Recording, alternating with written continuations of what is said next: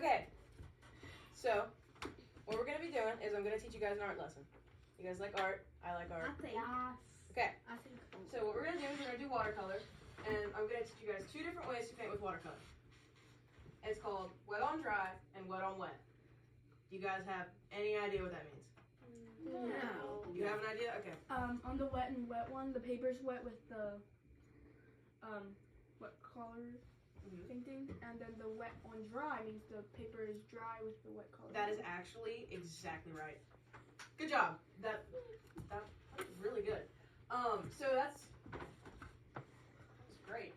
So the wet on dry, just like Nevaeh said, the paper is dry, and then you put the wet watercolor on top of it.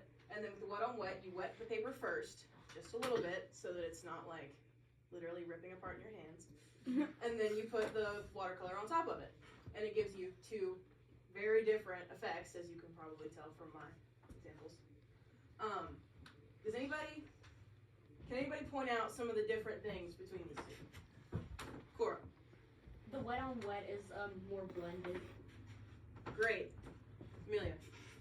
I put my hand down. Oh, I'm so sorry. Jordan. I've noticed that all the colors are way more vibrant on the wet on wet. You mean the wet on dry? No, I'm talking about like the greens and stuff. Oh, okay. The wet on wet. Yeah. Anybody else? The wet on wet is lighter and the wet on dry is darker. Yes. Okay. So you would use wet on dry for when you want your colors to be darker, when you're looking for like a more vibrant painting, right? And then you would use wet on wet when you're wanting something blended, something soft. Okay? Does everybody understand that? Yes. Yep. Okay, so what we're going to do is I'm going to give you guys these half sheets of paper.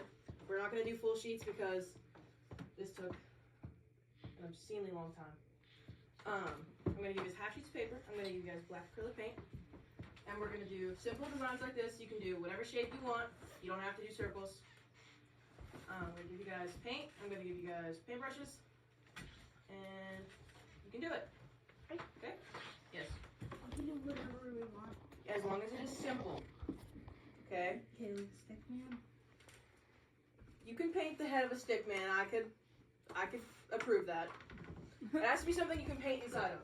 So like circles, squares, stars, or hearts, or something. Some kind of pattern is what I'm looking for. So if you can if you can paint multiple stick men, then it's okay. But if you just paint one, then no. Can we make that agreement? Make small. Okay. I think I remember I watched the video in art school. You were not allowed to wear a sign with one thing on it. Yes, Malachi? Can you do one triangle, 2 squares, and I want you to have the same pattern. Okay. I already have Mistakes. We do. And some of us make Not yet. ones.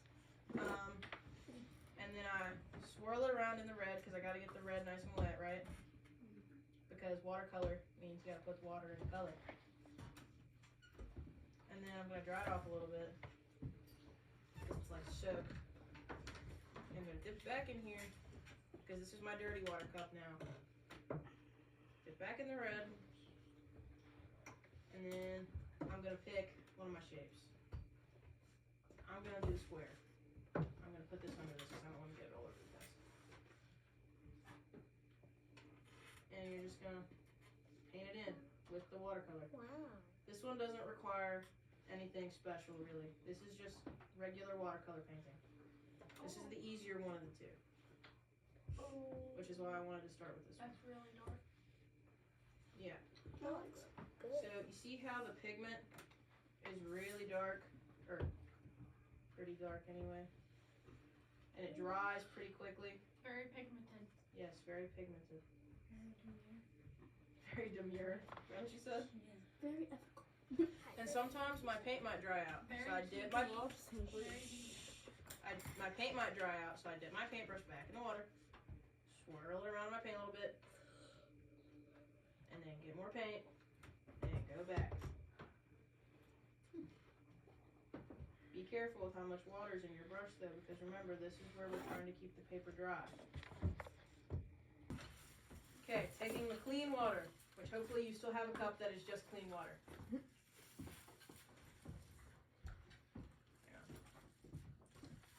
my paintbrush in it, and then I'm patting it off just a little bit so that it's not soaking wet.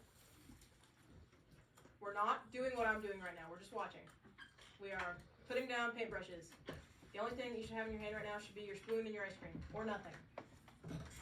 Okay. Gonna get this wet again. Pat it dry, and then you're gonna go over the inside of your shape as if you're painting. Let me see how wet this is. You're probably gonna have to feel it. It's not wet enough.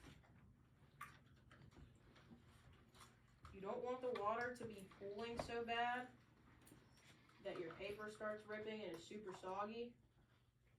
You just want it to be wet. So what you want to be able to do is, I know you can't see it, but you want to be able to hold it up and it can be like, oh, okay, my paper is shiny now. If I hold this up to the light, it shines when I move it. That's what you want, okay? She is shiny. And then I'm going to do the same exact thing I did with this. All I did was add the step of the water. So I'm going to wet my brush, pick a color, somebody. Pink. Red. I heard red first. We're going red again. And that'll be a good way to show the differences because I used red the first time. Okay. So, wet my thing, dry it off, clean that off.